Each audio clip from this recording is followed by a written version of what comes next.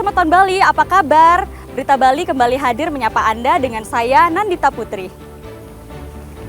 Serangkaian berita aktual tentang Bali telah kami siapkan untuk Anda. Berikut 3 berita utama hari ini. Warga Dusun Anjingan, Kecamatan Banjar Angkan, Klungkung dikejutkan dengan penemuan mayat seorang pria yang tergeletak di kamar mandi.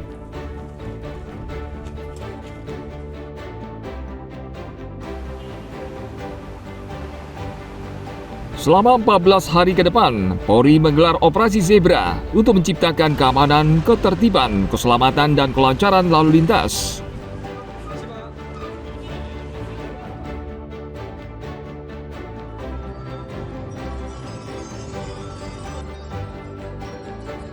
Penyandang disabilitas unjuk kebolehan menari Bali di Klungkung.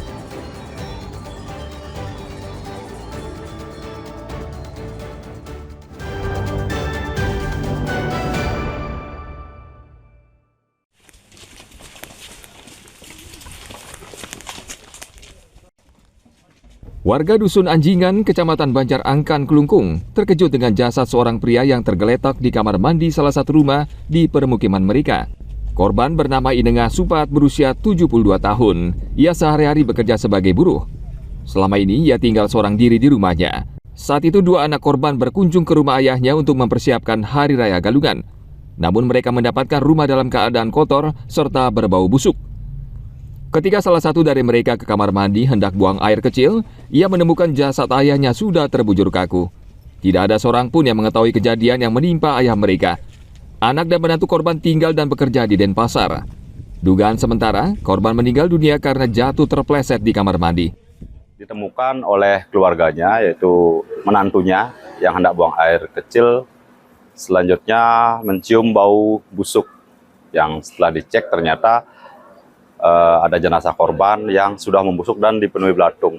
Hasil pemeriksaan dari kepolisian sementara tidak ditemukan adanya tanda-tanda kekerasan atau mungkin dugaan tidak pidana. Keluarga mengikhlaskan kejadian tersebut dan menganggap sebagai musibah, sehingga keluarga tidak ingin jasad korban diotopsi. Diperkirakan korban sudah meninggal lebih dari 2 hari karena tubuhnya sudah membusuk dan penuh belatung. Tim Liputan melaporkan dari Klungkung.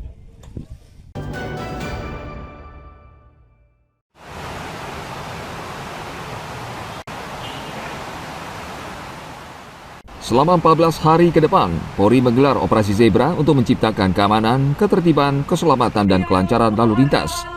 Operasi juga akan fokus pada keselamatan berlalu lintas bagi ribuan wisatawan yang akan datang berlibur ke Bali saat libur akhir tahun.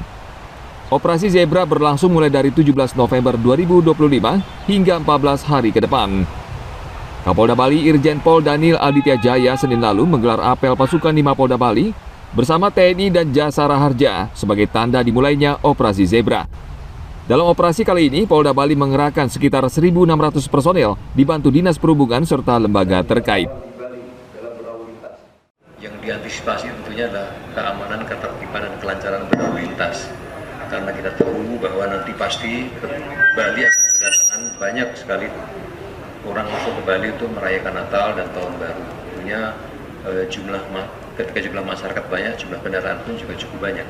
Sehingga ini harus diantisipasi sehingga keamanan, ketertiban, keselamatan berlalu lintas ini bisa dipastikan akan lancar.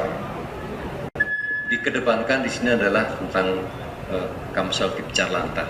Tentunya fungsi-fungsi pendukung lain juga mengikuti, termasuk diantaranya adanya bencana alam. Kapolda juga mengungkapkan, angka kecelakaan lalu lintas belakangan ini menurun 4% tahun ini dibanding periode tahun 2023 hingga 2024. Setiap akhir tahun, Bali akan dipadati wisatawan mancanegara yang ingin berlibur. Tentu ini berkah bagi Bali, namun juga berpotensi rawan kecelakaan lalu lintas dan tindak kriminal. Tim Liputan melaporkan dari Denpasar.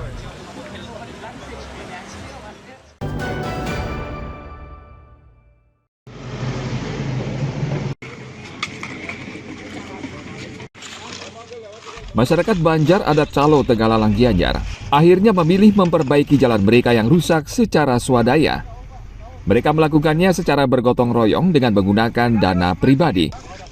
Jalan utama di Banjar Adat Calo Tegalalang menuju ke Disan merupakan jalur penting.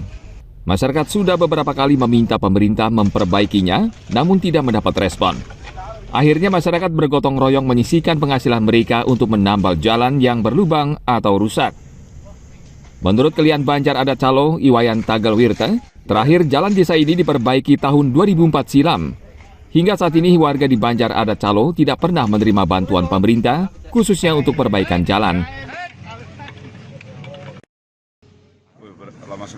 Lama sekali jalan ini tidak diperbaiki. Otomatis kami selaku masyarakat yang membutuhkan fasilitas ini, kami mengadakan donasi dari masyarakat saya sendiri dan termasuk tokoh-tokoh yang ada di Banjar Adat. Kami punya inisiatif dari Perjuru, khususnya di Banjar Adat Calo. Kami punya inisiatif karena jalan ini sangat dibutuhkan oleh masyarakat. Donasinya mutlak dari masyarakat kami. Kira-kira banyak sih. Kira-kira kemarin sih dapat dari donasi, ada semen, ada pasirnya, sekitar 5 jutaan. Kini jalan desa sudah mulus. Warga bisa melintas dengan aman dan nyaman. Meski hingga saat ini pemerintah daerah tidak juga memberikan respon. Tim Liputan melaporkan dari Gianyar.